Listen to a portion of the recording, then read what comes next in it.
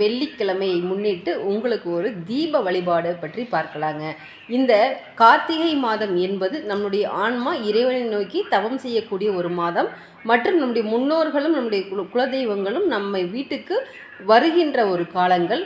அது மட்டும் இல்லைங்க, இவங்க நம்ம முன்னோர்கள் குலதெய்வங்கள் இவர்கள் ஆசியோடு முருகனுடைய அனுகூலத்தோடு நம்முடைய உடல் என்பது தூய்மைப்படுத்தப்பட்டு இரத்தம் மற்றும் வீட்டில் உள்ள பிரச்சனைகளை எல்லாம் சரி செய்வதற்காகவும் இந்த தீப வழிபாடு என்பது நாம் மேற்கொள்ள வேண்டும்.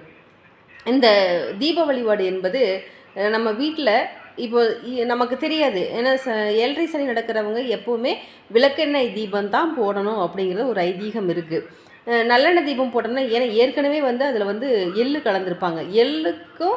எள்ளு கலந்த தீபத்தை நம்ம போடும்போது என்ன ஆகும் அப்படின்னா, நமக்கு ஒரு சனி பகவானிடமிருந்து நம்ம கொஞ்சம் மறைஞ்சிருந்தாலும் இந்த நல்லெண்ணெய் தீபம் போடும்போது நான் இங்கே தான் இருக்கேன் அப்படின்னு